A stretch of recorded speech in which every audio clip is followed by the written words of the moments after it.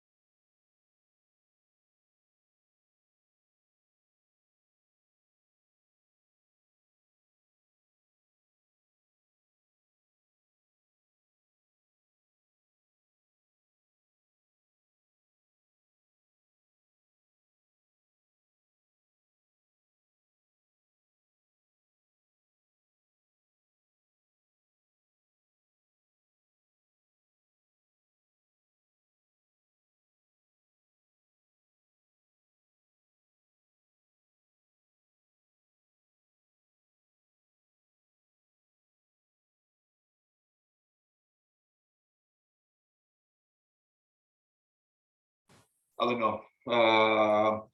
Yeah, it is good. It's a very important question because all the themes are overlapping. Like, for example, your theme is mechanization in crop production, which is clearly overlapping also with maybe the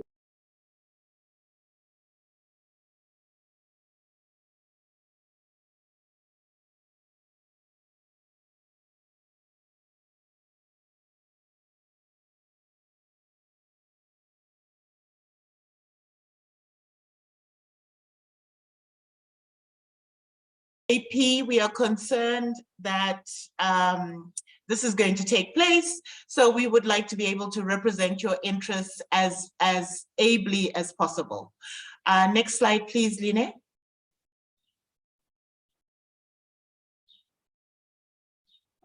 Next slide. So our agenda is, as you can see on the screen, I am going to do the brief welcome and introduction of the facilitators, and then you will go into a session with the facilitators. Please ask questions.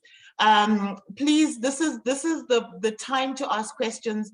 For things that are not not addressed today, we are going to launch a poll towards the end of the session, in which we're going to ask you to kindly fill out the poll. It's a SurveyMonkey poll, and please fill out in each section the topics that you think are important, and then we will do the next seminars on the topic. So if your topic is not covered today, please don't worry. We will cover other topics based on the number of people that want that topic to be covered. So the SurveyMonkey link has been placed in the chat. So please fill it out, and subsequent topics will be done through the SurveyMonkey. Next slide, please. So I'd like to introduce our presenters and also the facilitators. We're trying to do this as comprehensively as possible. So we have here, and I'll introduce the guest who's the most far away first. And the guest who's far away is Roberto Pagan. He is Italian, but he is in the UN in New York. He started his career as an associate statistician at UN-ESCAP in Bangkok. I don't know what UN-ESCAP is, so I need to find out, in the statistics division. Then he moved to Geneva, UN-ECE, where he was also working on looking after a statistical database.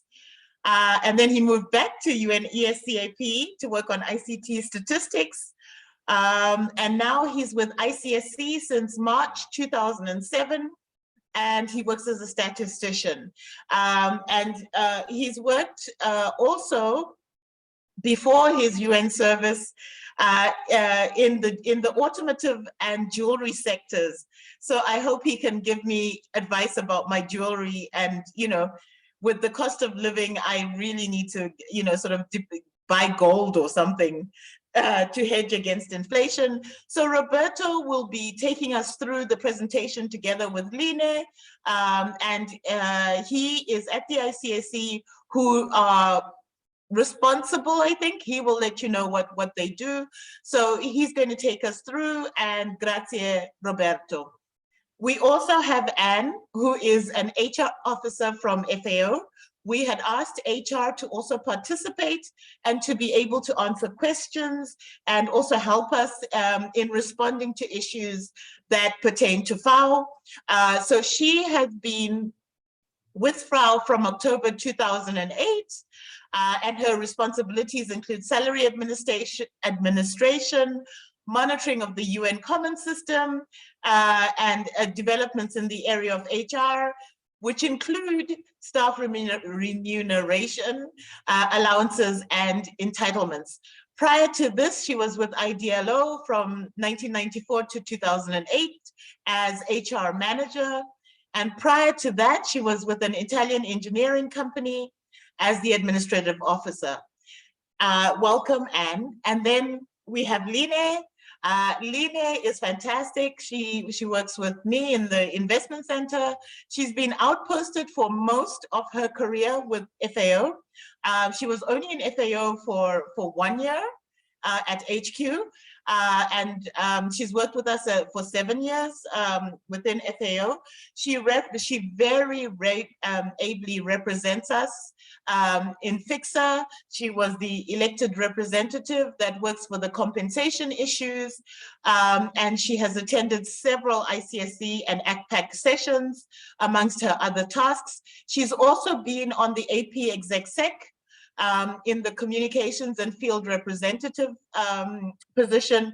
So Line has your best interests at heart. She is really there to, you know, look after our issues and concerns and represent us at FICSA, which is the umbrella body.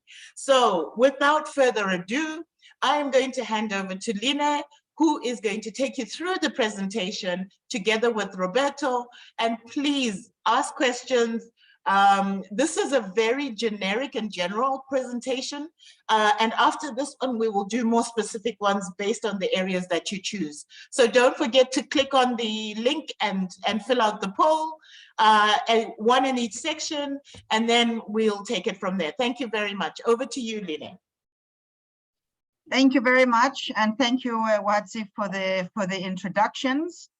I'm going to leave my video off because I must apologize that I'm on a slightly unstable connection at times.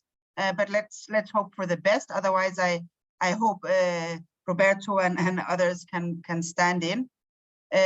So first, sorry, let me just try to change the slide. First, a brief overview of the content that we're going to run through. I'm going to do the first about 3 topics, and after that, Roberto will take over, and then we'll open up for questions. I do propose that you can write questions in the chat as we go. Otherwise, I propose that we kind of run through the presentation because most of the things might be addressed at a later stage. So first of all, the UN Common System, the remuneration for professional staff and those of higher categories is based on what we call the Noble Merit Principle. This was named after one of the, I think, founding fathers of this system, and it's established in a General Assembly resolution. And what the principle says is that the international civil service should be able to recruit staff from the best paid member states, from the civil service of the best paid member states. So the remuneration is highly linked to retention and for the ability of the UN system to be able to attract staff from all over the world. As per the GA resolution, the General Assembly resolution, the remuneration is established in reference to a comparator civil service. It is not given which one, but for the up to date, it has always been the US, which is the comparator civil service, which most aspects are compared to. But this is assessed every 5 years, and a decision is made whether to move ahead with the US or potentially change. So a little bit about the governance of the system, and we've added this because I'm not sure how commonly known some of these topics are. But as we all know, the UN as a whole is governed by the General Assembly. Under the General Assembly, they established the ICSC as a body. ICSC stands for the International Civil Service Commission, and this is the body which is tasked with setting the remuneration for the UN staff. It is made up of commissioners. These are appointed by the General Assembly and usually come from a geographically representative member states. However, they serve in their personal capacity as commissioners of the ICSC. There is also an ICSC secretariat, which handles kind of all the analysis and the day-to-day management of the system. In that way, they support the commissioners in all their tasks. The ICSC usually holds 2 big meetings annually. This is the spring session, which is usually in March in New York, in the UN headquarters, and then a summer session, which is in varying locations, usually in July or August. And this is where all the ICSC commissioners, they come together and they make recommendations to the General Assembly. They do this based on analysis, which is done by the ICSC Secretariat. In these meetings, the staff federations are represented. There are a total of 3 staff federations represented in the ICSC bodies. FICSA is one of them. This is the one that also represents AP-in-FAO and largely represents the specialized agencies, many of which have, their headquarters in Europe, but not exclusively. In addition, there are two other federations. One is called CISWA, and the other one is UNICEF. And these represent, UNICEF, for example, represents field staff as well as UN Secretariat, while CISWA represents most of those agencies which are called something with UN something. So these kind of that are directly under the General Assembly. In addition, the organizations, they sit in these ICSC sessions. By the organizations, I mean the HR directors and senior management of all the UN Common System organizations. These are organized in a network, which they call the CEB network, and they have usually sort of one voice. They make one statement, joint statement, although each organization is able to also intervene on its own. The ICSC makes recommendations, which then go to the Fifth Committee of the General Assembly and subsequently to the General Assembly itself. The General Assembly sometimes approves the recommendations by which they become decisions. Sometimes they reject the recommendations of the ICSC. This can happen, for example, based on cost, because every decision that's taken in relation to remuneration obviously can have a very big cost implication for the UN system. And sometimes they change the recommendation or add additional parameters that they would like to see the ICSC review. Each of the different types of allowances, there are very many, and I think in the Survey Monkey you'll see an overview of some of them. But each of these allowances are usually reviewed every 3 years. It's kind of a rotational system, because reviewing everything at once is obviously quite a big task. So every 3 years or so, each allowance is reviewed. There's an analysis done of its implementation, any issues that have been raised on the methodology or anything like that. Finally, I just want to mention that there is a big difference between the UN agencies under the common system on how they are governed and how they may decide to implement some of the ICSC decisions.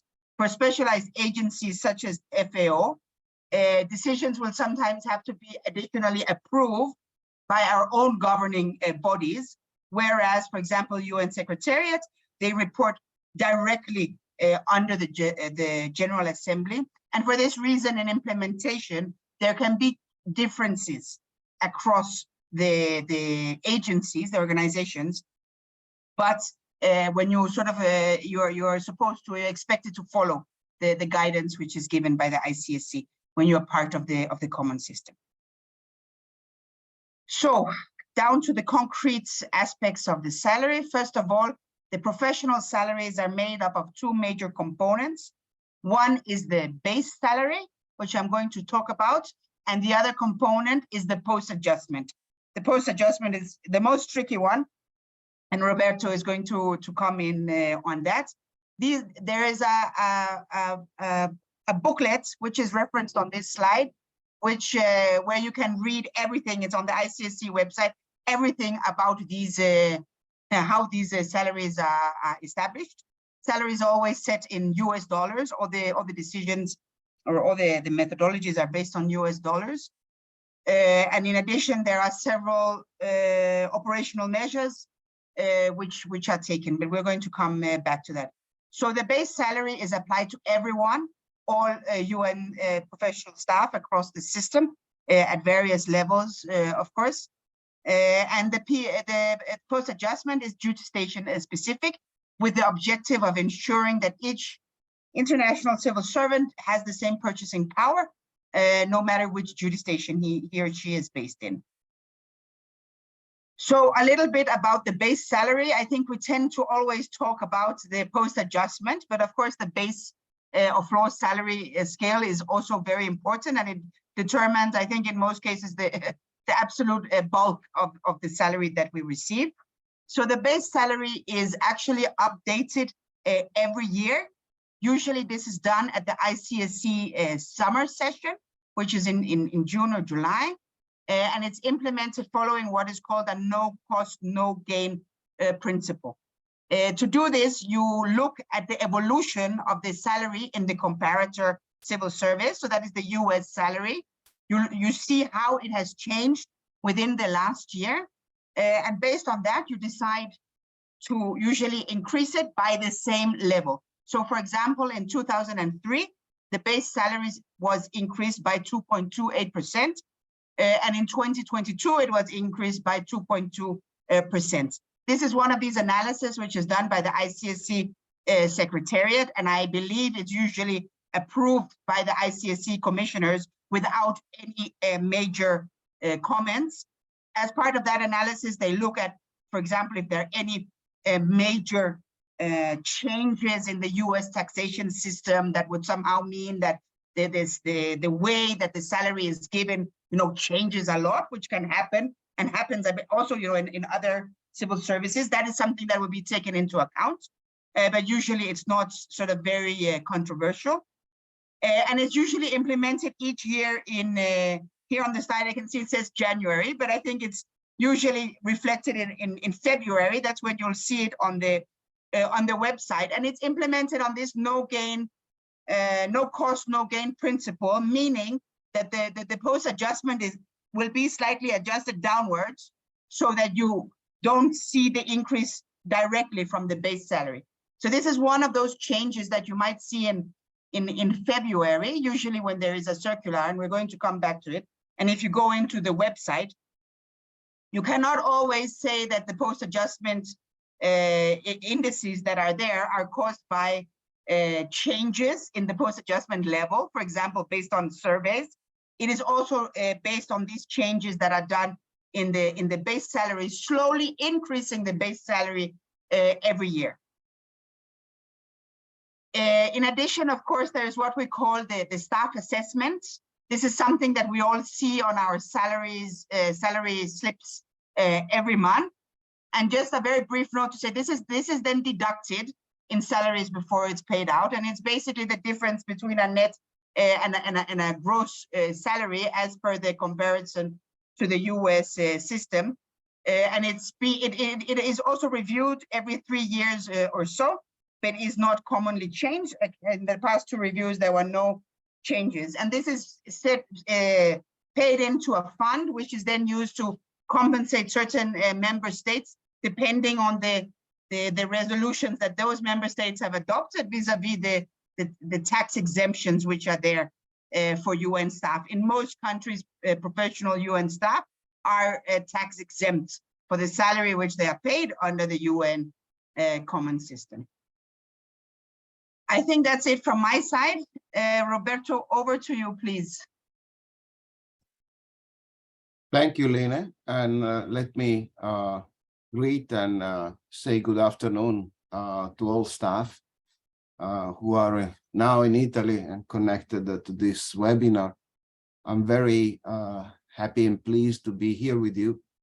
It's one further opportunity for us to provide explanations about how this system that is judged as complex, and rightfully so, works. I think it's important that all stakeholders are empowered to have an understanding about these mechanisms and the principles behind them, because in fact it's something that affects everybody.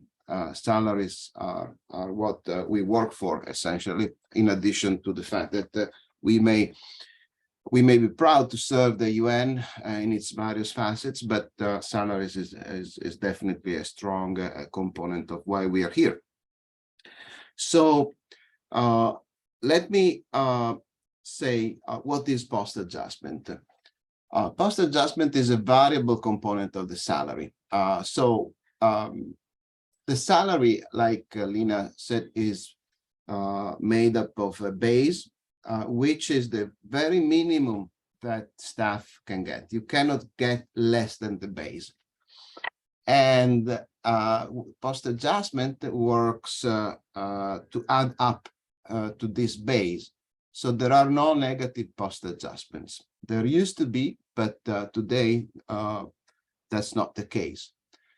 And what post-adjustment aims to do is to guarantee that once you consider the level of remuneration in New York for professional staff and professional and higher categories of staff, you should have the same purchasing power in other locations as the purchasing power that staff have in New York on the basis of their salary.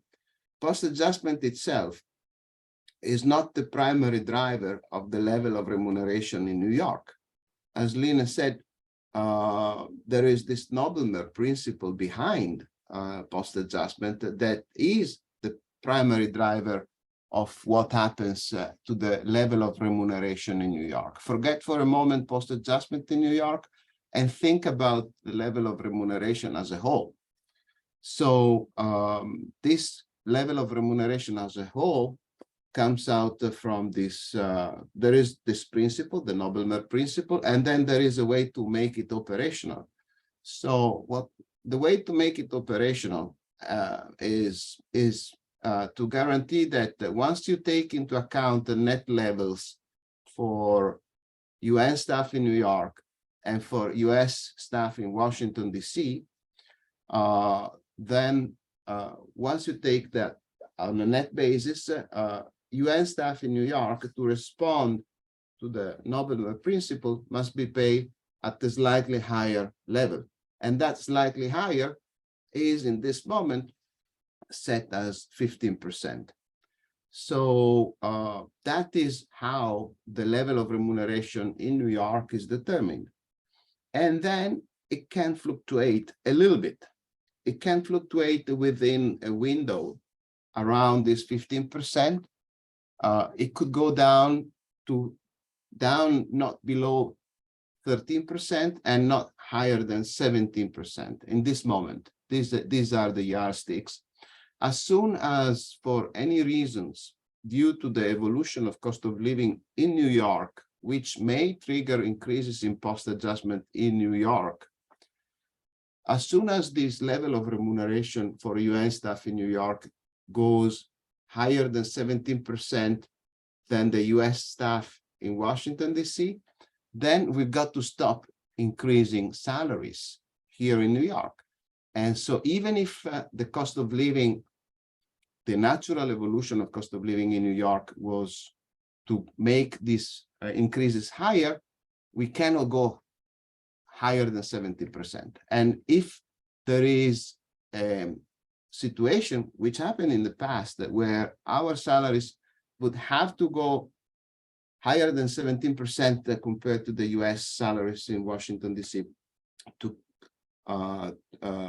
to keep pace with increases in cost of living in New York, then that is not happening. That is not happening. And when that doesn't happen, there is a cap in our purchasing power. So say that we should go higher than 17%. We don't. We stop at 17%. And what is lost for us in New York is lost everywhere in the world, in the sense that if we don't increase as much as we should the level of remuneration in New York, then there is an effect on the post-adjustment indices everywhere in the world. The same goes for when our salaries become too low compared to the salaries of US officials in Washington, DC. If say that there is a certain evolution of cost of living and we may have some increases due to cost of living in New York, but the increases in Washington, DC are higher. So the ratio between these two may be going down to 113% or lower. In that case, even if there's no sufficient increase in cost of living in the post-adjustment due to cost of living in New York, then we've got to increase our level of remuneration. And this has happened also in the past.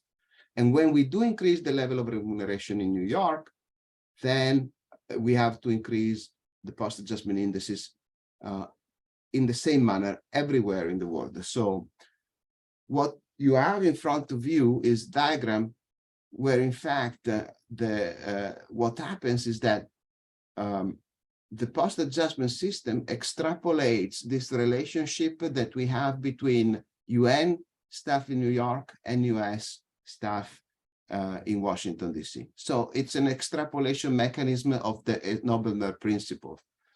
And that is what happens with the post-adjustment system.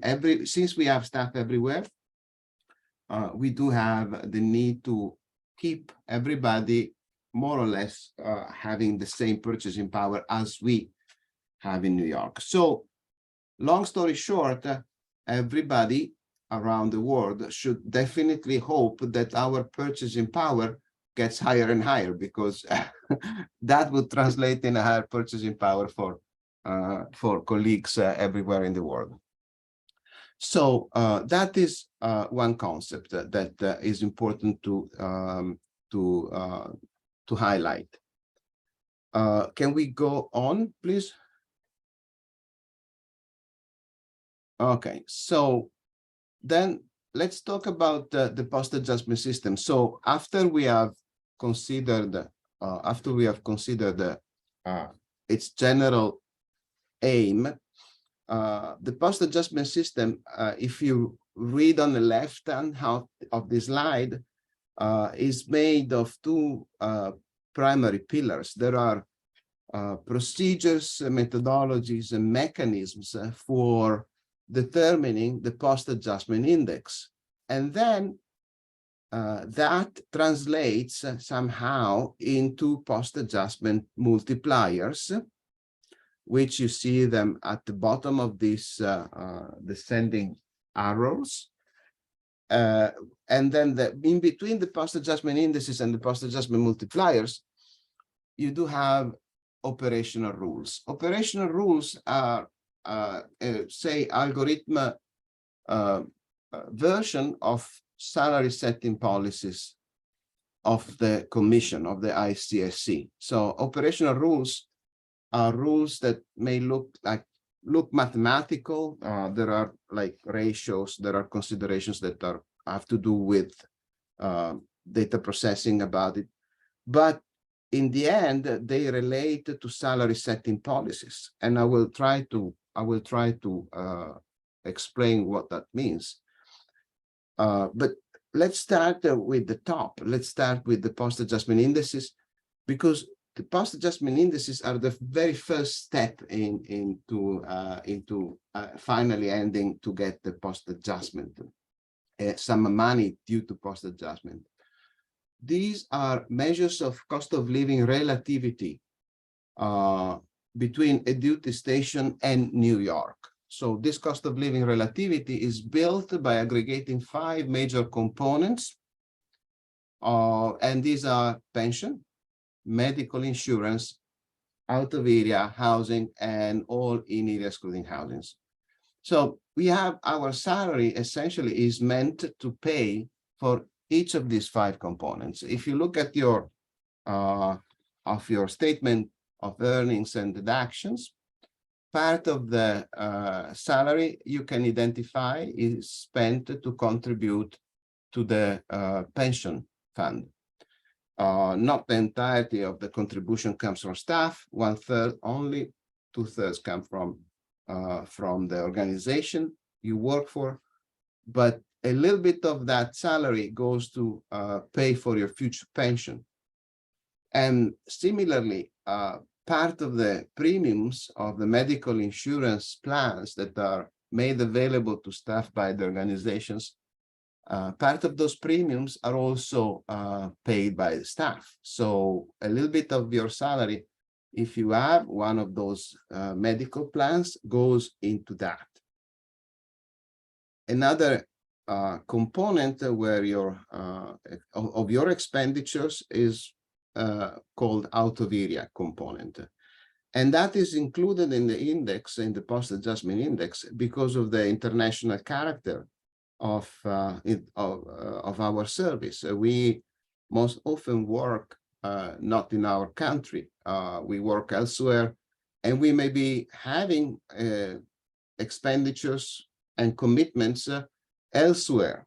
Say that I'm Italian, but I might have a dwelling that I need to maintain in Italy while I work here. And there you go. If I need to pay taxes or utilities or a mortgage or something else about that, that is my out of area expenditure. But staff in the field may have different types of out of area. They may have a situation where their internal market is lacking goods and services, and therefore they need to import. And so there are different types of out of area expenditures, and there is a methodology to take them into account within the post-adjustment index.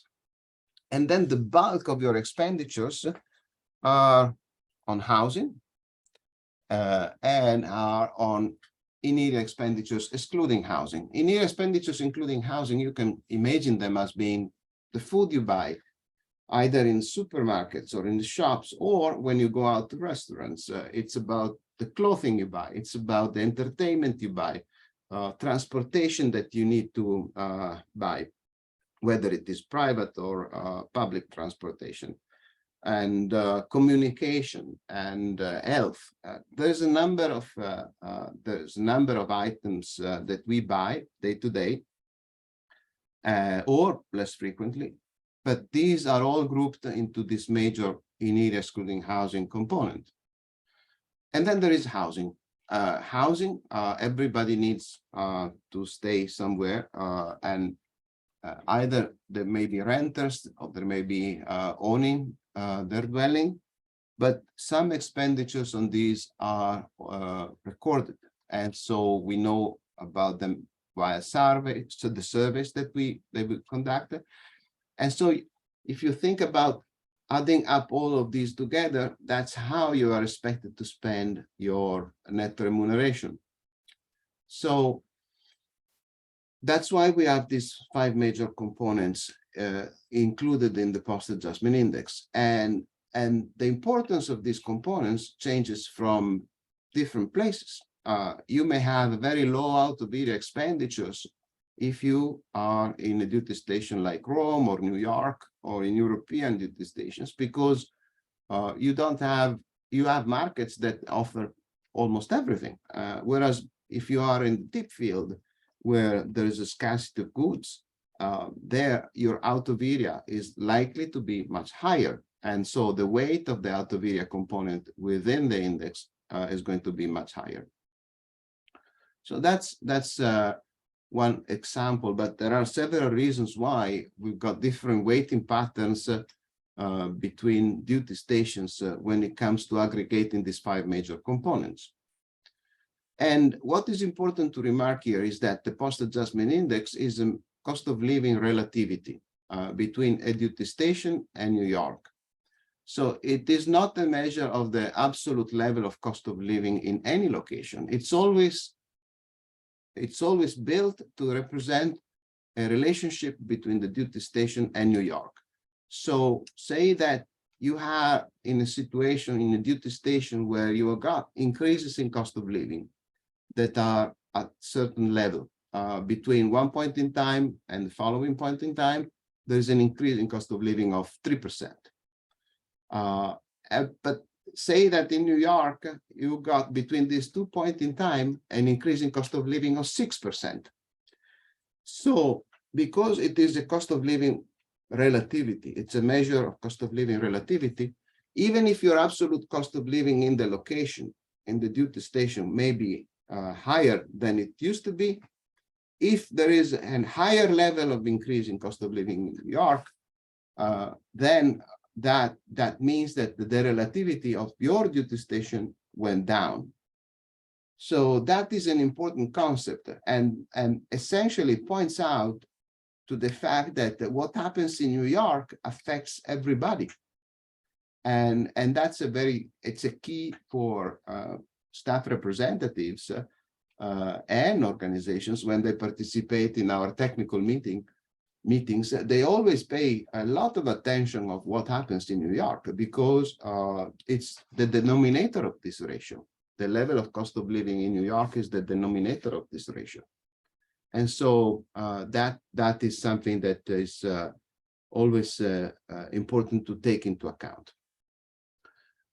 It is a bilateral comparison between the duty station and New York.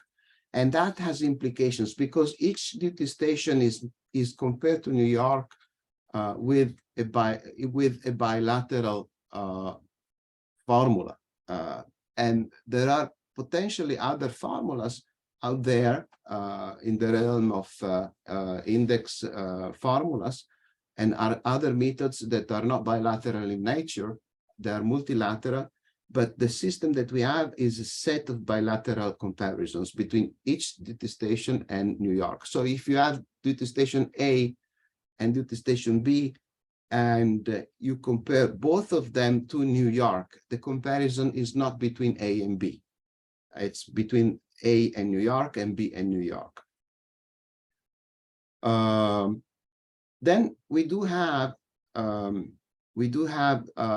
the fact that when we make this comparison, we compare either prices or costs, market prices or costs as incurred by staff at the duty station at certain time T, and these are compared to the prices or costs incurred in New York at an earlier time.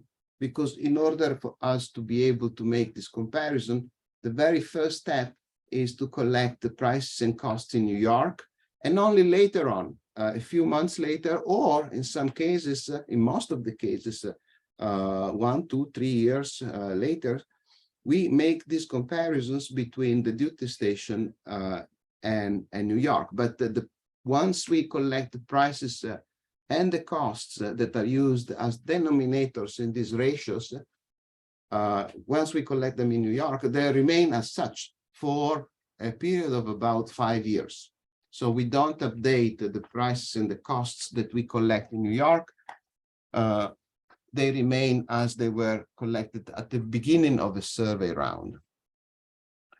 The weights of these 5 major components, so pension, medical, out of area housing, and in area excluding housing, are determined on the basis of the surveys that staff from time to time are called to participate to.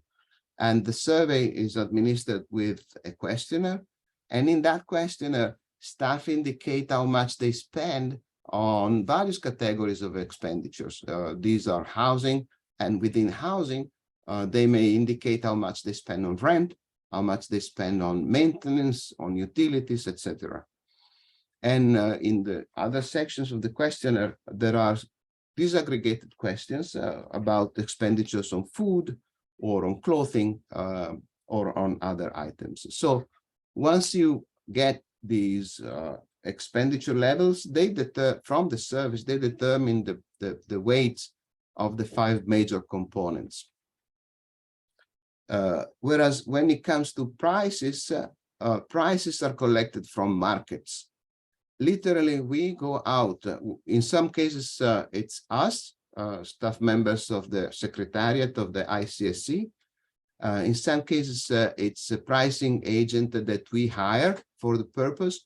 But in headquarters duty stations, we go out ourselves, and we go to the duty station, couple of weeks of the survey, market survey, and we browse shops where staff at the duty stations are expected to incur their purchases. So we have a list of outlets that is determined essentially locally, indicating which supermarkets are the favored of the staff, which clothing shops, which bookshops, and gyms, whatever is in the basket. And so, and we either go there in person, or we go on the websites of these shops, and we collect prices at the duty station. And these prices are averaged. We may have several data points for one item. For example, for shirts for men or skirts for women, we may have several data points for a specific item, and these are averaged and compared with the average that is obtained from doing the same exercise in New York.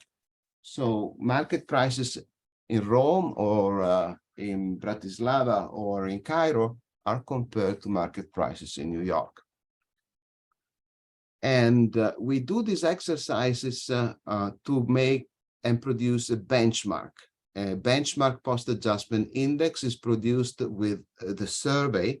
And this is done every 5 years for Group 1 surveys, for Group 1 duty stations. And Group 1 duty stations are headquarters.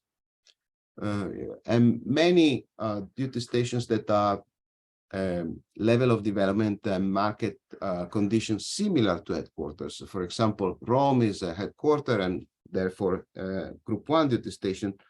We got Paris, Vienna, London, Madrid, Geneva, Group 1 duty stations. But also we have in Germany, we've got Bonn, we've got The Hague in the Netherlands, we've got Lisbon in Portugal. So all of these are Group 1 duty stations. We have later on an explanation of what are Group 1 duty stations, and all other duty stations that are not Group 1, they are Group 2. And they are usually referred to as field duty station, even duty stations, even though field is a very heterogeneous group. We've got field duty stations that are very different conditions between themselves, and so while we survey Group 1 duty stations once every 5 years, the surveys and the benchmarking of the post-adjustment index can take place in Group 2 either every 3 years or every year. It depends also on the availability of good consumer price index information that is used to update the index, the post-adjustment index, in between these surveys. So in between the benchmarks, the post-adjustment index is updated every month on the basis of inflation and exchange rates. But if the inflation is not well measured or is not available from the statistical authorities of the countries where the duty stations are, then we run a survey every year. If instead there is good CPI availability and reliability, then we may run surveys in Group 2 duty stations every 3 years. So if we move on, once we establish the benchmark, the post-adjustment index is updated on a monthly basis, and that updating takes place. It's based on inflation and on exchange rate fluctuations. And the exchange rate fluctuations, the inflation is pretty obvious. If there is an increase in prices in a duty station, you need to account for that in order for the post-adjustment index to keep pace for it. And so if there is inflation, it's a very high inflation, say in a duty station, then the post-adjustment index goes higher over time because it incorporates that local inflation. However, because our system is based on a global salary scale that is set in dollars, all these price comparisons that are made to come up with the post-adjustment index, they require a conversion of average prices collected in local currency into dollars, and then only after the conversion we can make a ratio. So if you collect prices of goods and services in Rome, they're collected in euro at a certain point in time, and that using the exchange rate of that point in time with the dollar gives us the possibility of making a ratio between market prices in Rome and market prices in New York using the same currency.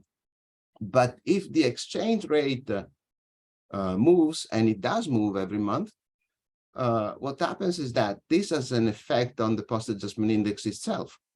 If a currency becomes stronger against the dollar, then that has an effect of increasing the post-adjustment, because the amount of euros that were needed to buy that particular shirt back in the past is now requiring more dollars to have that same amount of, if the euro becomes stronger against the dollar, it requires more dollars after the strengthening of the local currency to reset the parity. And so the thing is that increasing exchange rates have the effect of not increasing exchange rates, strengthening currencies push the post-adjustment indices up, and weakening currencies as opposite. They push the post-adjustment indices down. So you got to consider both effects of inflation and exchange rate fluctuations in order to understand that the post-adjustment index moves up or down. It's not only inflation, it's both of them. And when it comes to the post-adjustment index, you may see that that is not the actual determinant of your salary level, of your post-adjustment amount in your salary. What determines the salary level is the multiplier. So the index is used as an input to determine the multiplier, and it's used as an input together with other indicators. Even though exchange rates are already factored in the post-adjustment index, they may be used in conjunction with it to determine how the multiplier moves, independently sometimes from the index. So these rules, these operational rules, they effectively are salary setting policies of the Commission. And for example, one of these rules indicates that our goal for salaries of staff, not salaries, but net take-home pay of staff in Group 1 duty stations, that level of net take-home pay should be revised once a year, because that is usually what happens in the rest of the market. Salaries are usually set in order to maintain the same level of benchmark remuneration in local currency for a year. And that is a salary setting policy of the Commission. So when we revise the level of remuneration for inflation, we do that once a year, and we determine how much the salary needs to increase to keep pace with the increases in cost of living at that point in time, which now is set in February.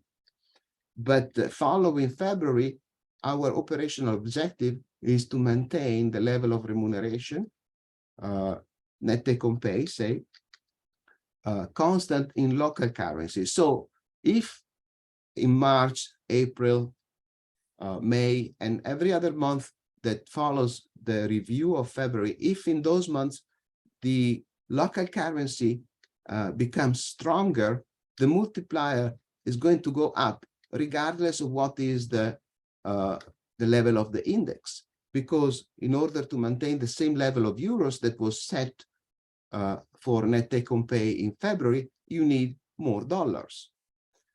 But if the local currency gets weaker against the dollar, then what happens is that the level of the multiplier goes down because there's need of less dollars to maintain the same amount of euros. So what you see in our monthly publications, which are all available in our website, you see that the PAI, apart from the scaling factor of 100 between the post-adjustment index and the multiplier, but you see that the PAI may evolve with different dynamic than the multiplier, because the multiplier for Group 1 duty stations evolves after February only on the basis of exchange rates, whereas the post-adjustment index keep being updated for exchange rate, but also for inflation. And there are several considerations that we cannot do today because they go really into the detail, but they may be done in another moment with examples, with actual numbers, showing how this works. But that is the idea. So there is this salary setting policy of the Commission. Salaries in Group 1 duty stations must be revised once a year. And otherwise, in between reviews, the level of net take-home pay in local currency must be maintained constant or fluctuating just a little bit, not beyond 0.5%. And so, and then we build rules, we build math around this salary setting policy for ensuring to adhere with it.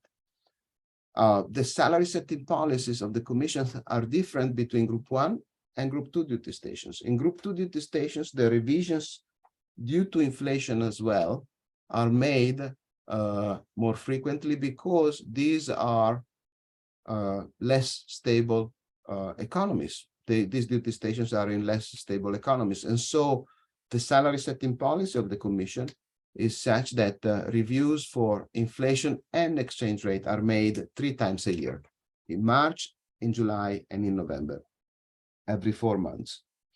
So the multipliers, unless something else triggers a change in the multiplier, like survey implementation or strong devaluations of local currency or other potential shocks, in duty stations that have a regular pattern, in Group 2 duty stations that have a regular pattern, once you establish a multiplier in March, that remains stable for 4 months. So March, April, May, and June, and then it is revised up or down in July, and so on. So there are different salary setting policies for the Commission and different operational rules based and built to adhere to these salary setting policies. However, sometimes there may be situations that call for changing these policies, and this is what we had during the COVID pandemic. When back in March 2020, COVID began to strike everywhere, it was soon clear that we wouldn't be able to do surveys because everybody was in lockdown. We couldn't go out. And then in addition to that, there were disruptions to supply chains. We in New York couldn't find toilet paper. It was like a very precious good. But also shelves were empty for some specific items. And so in those situations, and then exchange rates began to fluctuate in a manner that was highly irregular, and without match of capacity on our side to predict what would be the effective possibilities to maintain the system as it is designed. And so we introduced COVID-19 special measures back in May and 2020 and in June 2020 for Group 2 and Group 1 duty stations. We introduced measures that changed the landscape of how we updated multipliers. And essentially what happened until February of this year was that we gave up the principle of purchasing power parity, equalization of purchasing power parity between duty stations and New York, and we heavily moved the updating of the multiplier into a set of rules, these COVID-19 special measures that protected salary levels, even if this was a breach of the principle. That is what was done. So what actually happened in between the institution of these special measures back in 2020 and their lifting in February 2023 was that we made changes to the operational rules that effectively inhibited any decrease in levels of remuneration. So even if these decreases were warranted by the evolution of cost of living, we blocked them and we allowed only increases, not decreases. So that is something that changed dramatically the landscape, but for a limited amount of time. So we may have deviations, but they're really rare to some extent. Otherwise, what happens is that, or due to station specific, but something like that happened to the whole system for all this time between 2020 and 2023 is something that has never happened as such as we had with this experience. Let's move to the multiplier, and in that regard, what you want to know is that one multiplier point, one post-adjustment multiplier point is 1% of the net base salary. So if you have a post-adjustment multiplier of 32, that means 32% increase of the net base salary is what is the net remuneration that you have. In the past, this was not the case. The multiplier point was less than 1%, and we had, but at that time, a completely different methodology. But now it is 1%, and so it's easier to manage for payroll purposes, and it is based on the fact that in the past we didn't have pension contribution inside our post-adjustment index, whereas today we do, and so that has changed also the determination of the multiplier. I already indicated what happens with the different operational rules, that not all of them, but the most important that are behind the evolution of the multiplier for Group 1 and Group 2 duty stations. We got for Group 1's the 12-month rule. So every year in February, we make a check and we look at the post-adjustment index. And if that is higher than the prevailing multiplier plus 100, then the multiplier is aligned to the PAI. Say that in order to maintain the level of remuneration as was paid in January of a specific year, we calculate that the multiplier in a certain duty station needs to be 43, and the post-adjustment index is updated and is 149. Then the multiplier, instead of 43, becomes 49. That is what happens in February. Otherwise, if the PAI remains lower than the prevailing pay index, the prevailing multiplier, then that continues to be updated. The multiplier continues to be updated in order to guarantee the previous level of remuneration for a further year.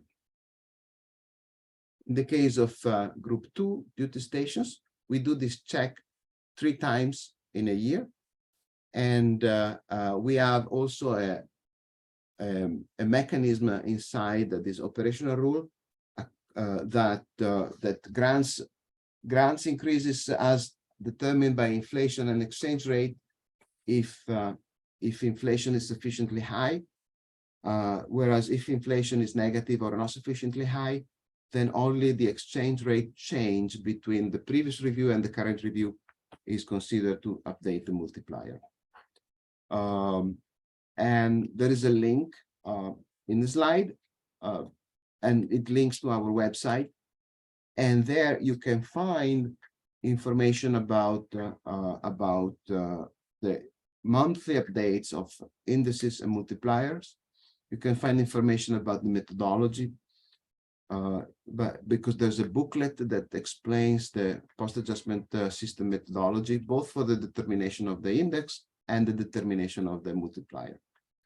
So a lot of explanations are provided there.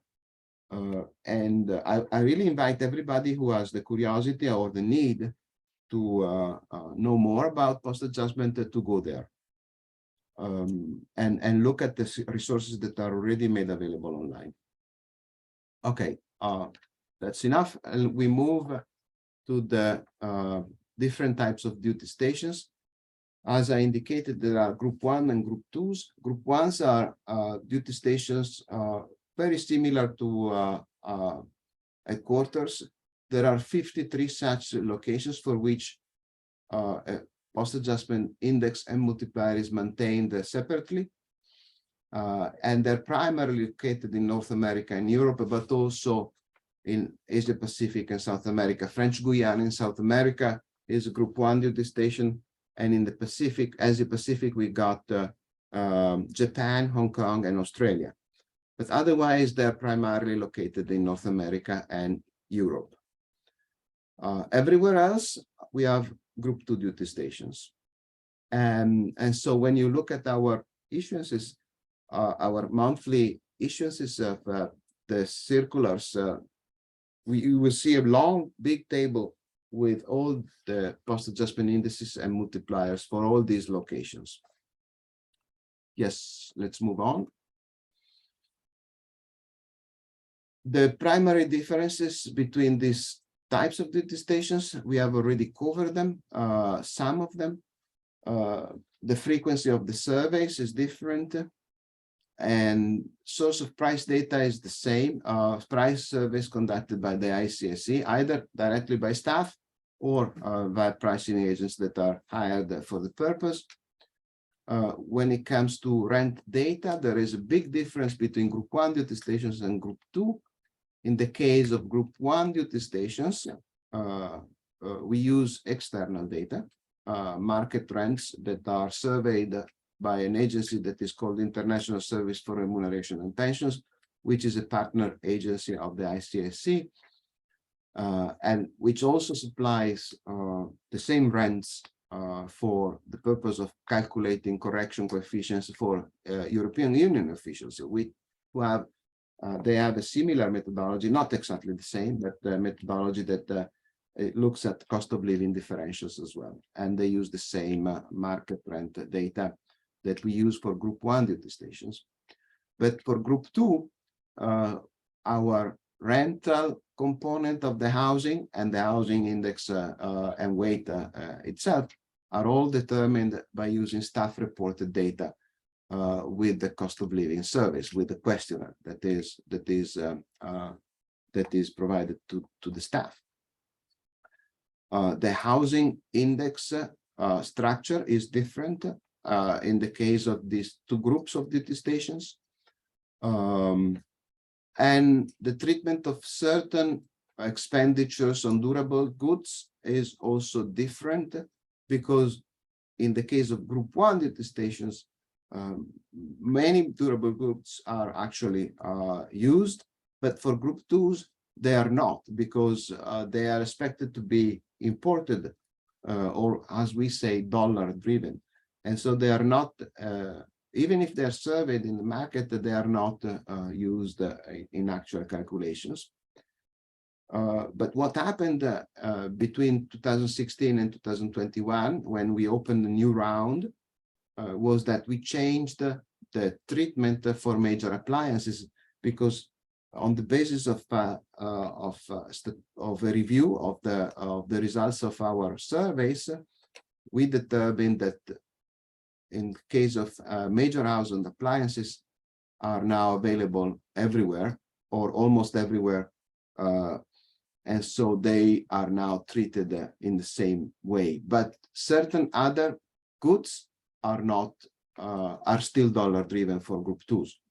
But of course, this is one of the areas where we do periodic reviews, and we are expected, in fact, to review whether or not some assumptions behind our methodology are still justifiable or not.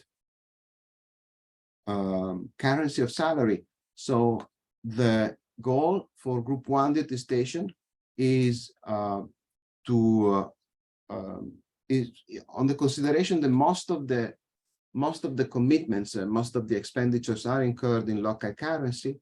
Salaries are set in and calculated and set to be paid in local currency. Even if sometimes or most often the arrangements between organizations and staff members allow for splitting the salary in two components. And this may well be the case, but the idea is that in Group 1 duty stations, salaries should be paid in local currency, whereas they are paid in dollars in Group 2. And the operational objective of salary setting, and that is very important. That is a super important point that you want to take into account in Group 1 duty station is to stabilize the net take-home pay in local currency, as I said before, whereas in Group 2 is to stabilize the net take-home pay in US dollars. And that makes a huge difference in how these multipliers are set and updated over time. Let's go on, please. Roberto? Yes. As we've just done an hour. Yes. So I was thinking, could we take some questions before you finish the presentation? Yeah. Because definitely. people have some questions. So I just thought that it might be a good chance for them to ask questions. And then we can always continue the presentation. So if anyone has any questions, I think Linnea was keeping track of questions. Yes, Watsi, there are a few questions in the chats. Some of them we might not be able to answer now, but let me raise a few of them that perhaps Roberto could help us with. One of them is about the base salary and how it is adjusted at the comparator civil service. For example, if that adjustment that happens in the US is lower than the inflation that is experienced, which is often the case, I think, with public salaries, they lag a bit behind. What does that mean in terms of sort of purchasing power erosion for all of us, since we are based on that?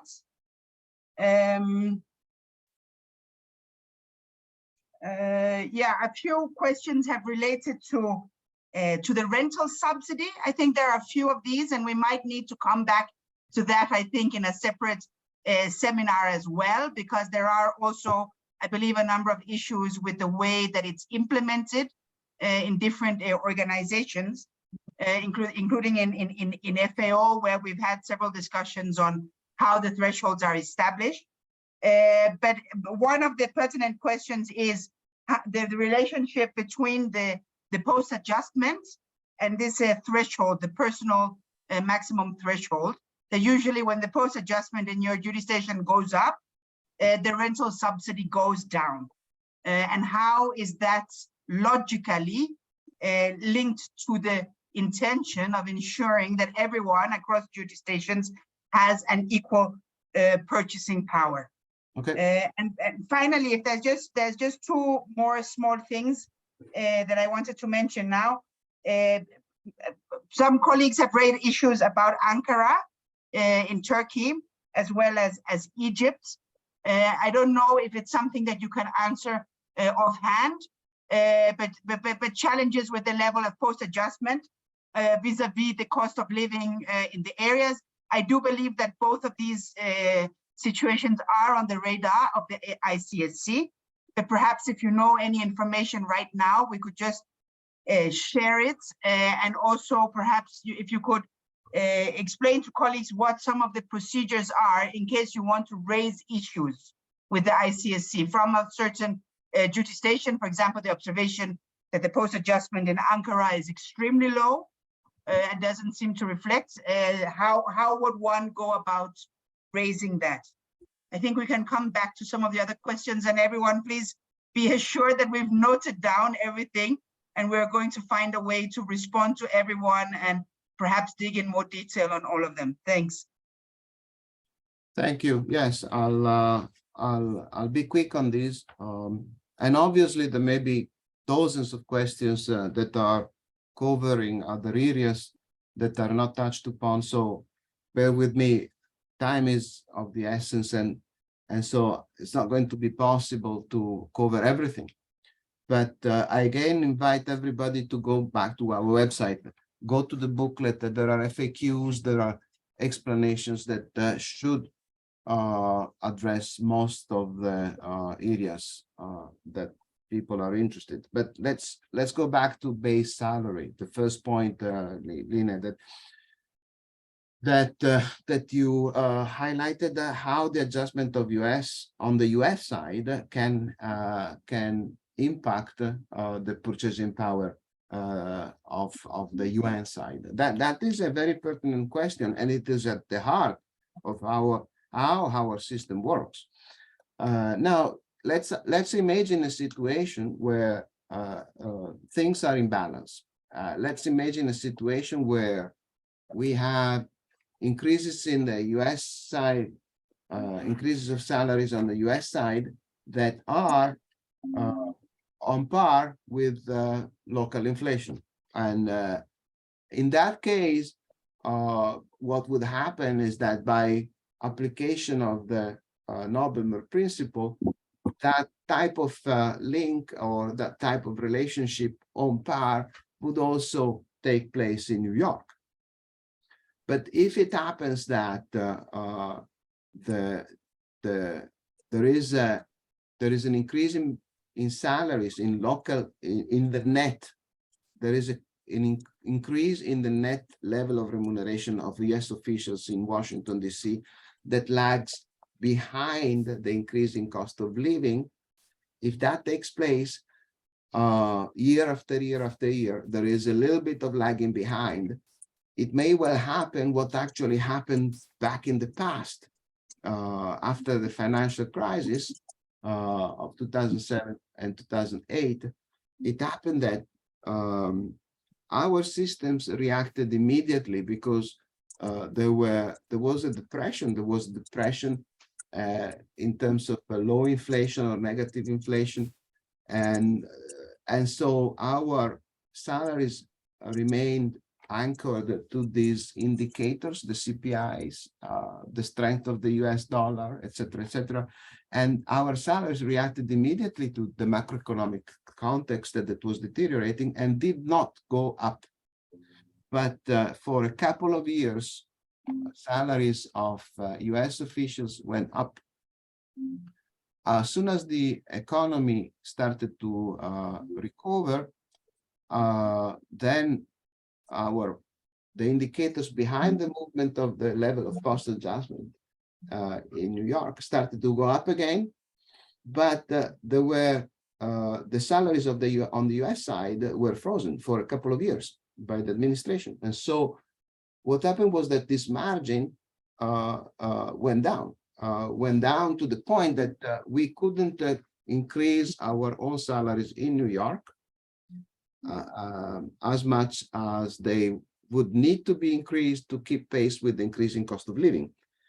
And therefore, because we couldn't increase these salaries in New York, we had to cut our own post-adjustment index of a certain amount of a certain percentage.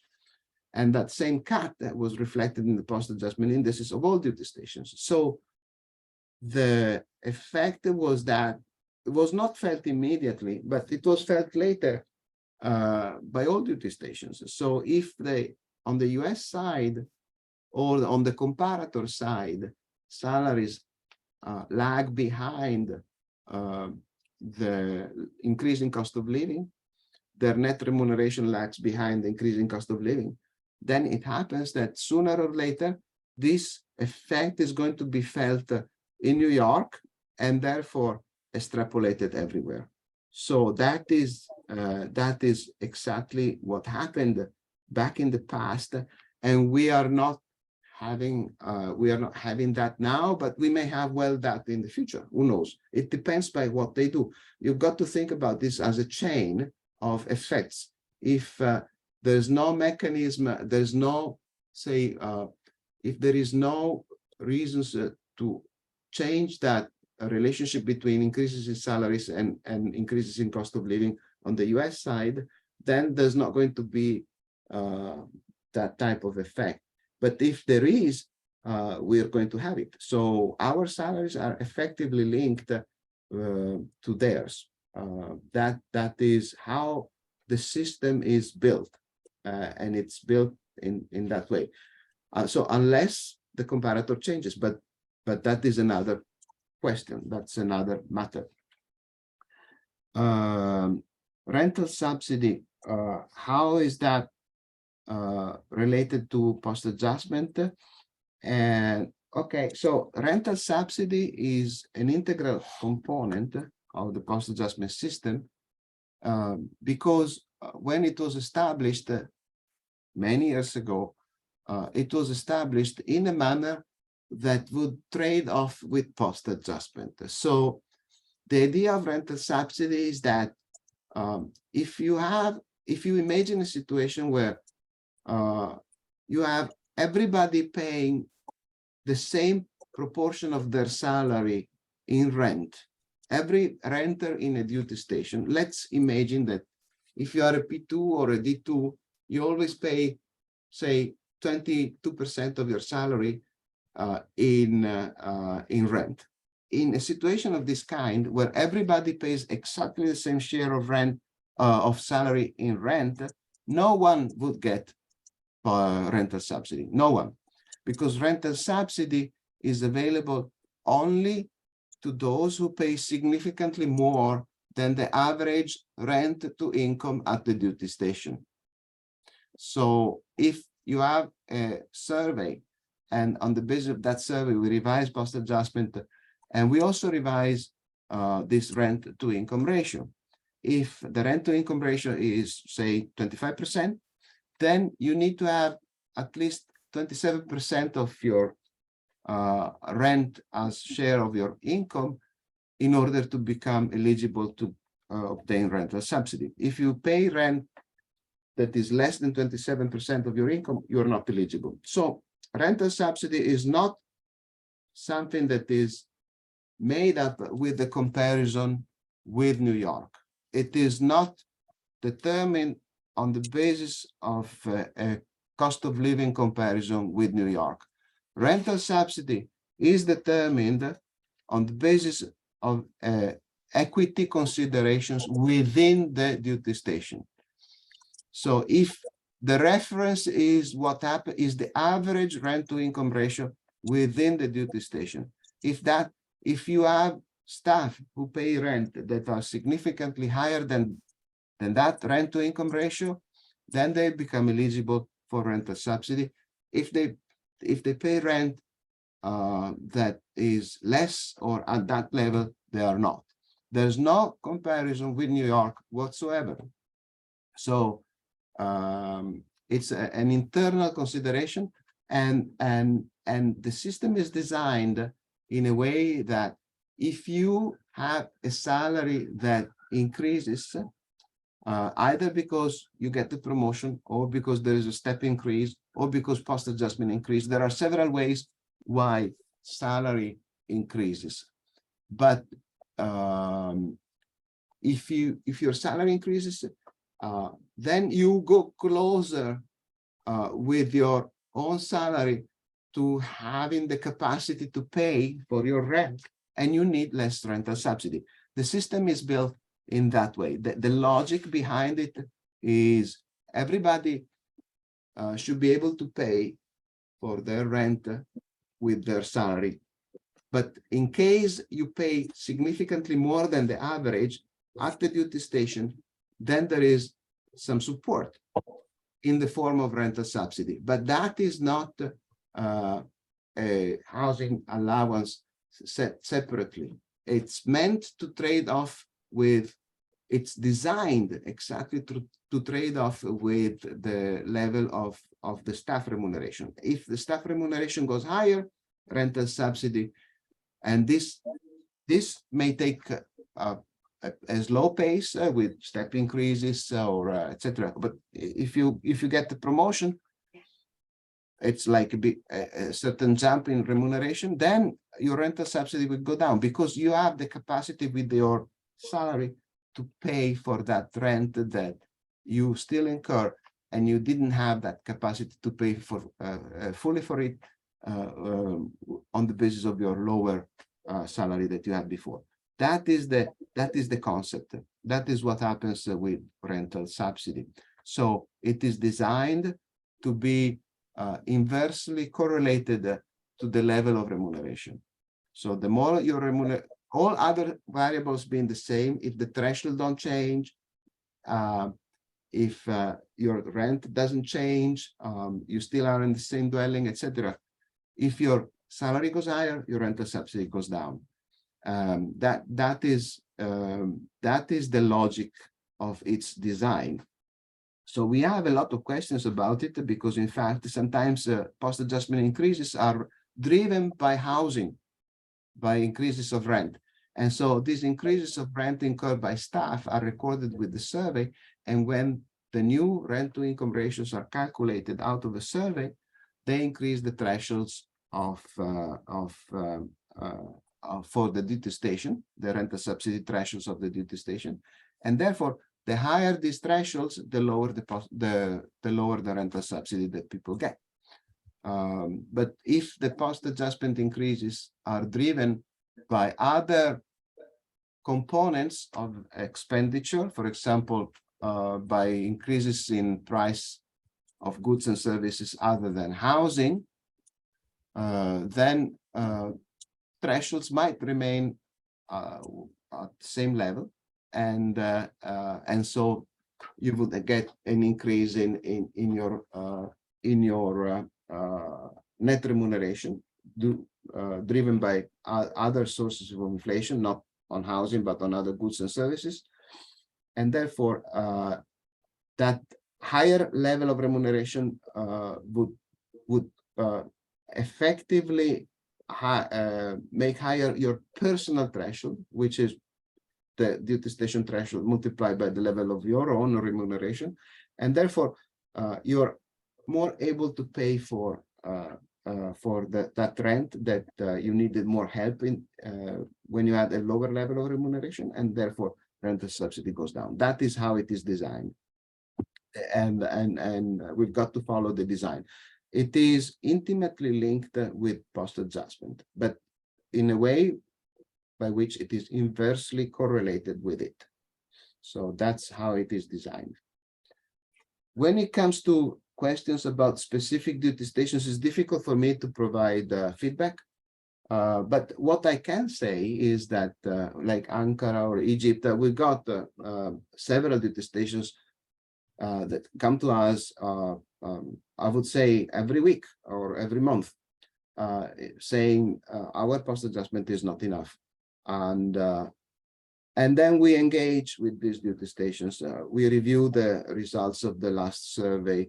In certain cases, what happens is to trigger an out-of-cycle survey once we determine that the claim are in fact based on objective information. We don't have any problem with the fact that that stakeholders, other staff representatives or organizations, they come to us and they say there is something that is not working, and we listen. And so we do have a number of situations where out-of-cycle surveys are triggered by this type of feedback that we get from the duty stations. And when we conduct these new surveys, what happens is that they may lead or not to the desired increases. And if the surveys confirm what was claimed to be too low, then that's it. The numbers speak for themselves. And but if the surveys indeed record a situation where the market has changed and those changes were not effectively reflected in the updating mechanisms that we have, then we have no problems to increase post adjustments where increases are due. So that's how it works. Most of the times, surveys are calendarized and follow the regular cycle. Sometimes they're triggered not even by the initiative of the duty stations themselves, but by the evolution of these macroeconomic indicators. So if there is, for example, a sudden devaluation of local currency, we may have a survey triggered alone by itself, simply by looking at the movements of these exchange rates. But when it comes that we get claims that something is not reflected properly, as much as we can, we investigate and we engage the duty stations, and we do respond. In some cases, honestly, we respond by indicating, look, we think that what you say is not correct. If the facts that are provided behind the claim are not found to be substantial, then we say so. But if they're found to be substantial, there's no problem for us to act in a way that may rectify these situations. Roberto, I have to stop you because we have to stop. Yes. So what I'm going to ask, and I'm going to let everybody know, we will answer your questions by email. So everyone who has attended, the questions in the chat, we will answer the ones by email, which we are not able to get to today. Please fill out the survey so we know which other issues you would like to be worked on. It's very important that we know because Roberto will need to get hold of his other colleagues in ICSC in the various specialities to come and present to us. And so I'd like to thank Roberto, I'd like to thank Line, and I'd like to thank Anne. And we will be scheduling other seminars based on the answers in your Survey Monkey. So please answer the Survey Monkey, and then all the following seminars will be based on the responses in the Survey Monkey. Really, thank you all. We really, at some stage, I think we had 136 participants. And we hope that you get more members of AP, because we really need the membership to be able to represent staff. So for today, I will end here so that we end at the right time, and then we will have more of these, and we will share the presentation with you. There were a few slides that we didn't finish. If you have any questions on those slides, please send them to us, to the AP-in-FAO mailbox. Please put in the title that is on compensation issues so we know where to direct them. So thank you very much, everyone. Have a fantastic afternoon, evening, morning, whatever time of day you are, and we shall see you at the next seminar. Thank you. Bye-bye. Bye-bye. Bye. Bye. Roberto and Line, could we have just a few minutes, please? Yes. Anne, if you could stay as well, please. Yep.